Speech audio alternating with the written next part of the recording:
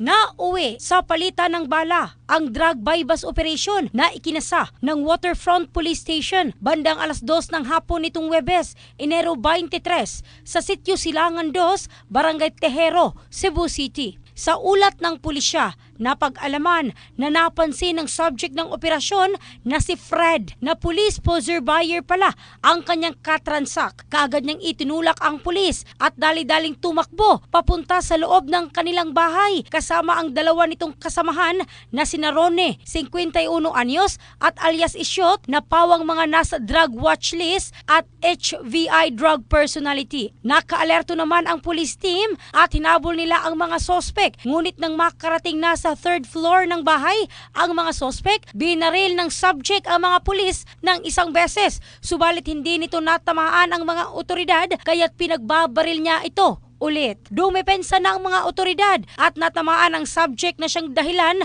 ng pagkasawi nito. Nakuha mula sa mga drug suspects ang bypass money at hinihinalang shabu na may standard drug price na 1.7 million pesos. Nakadetini na sa Waterfront Police Station ang dalawang HVI habang inihahanda ang karampatang kaso laban sa kanila. In the heart of changing lives, ito si Michelle Craste ng Brigada News Philippines, the Music News Authority.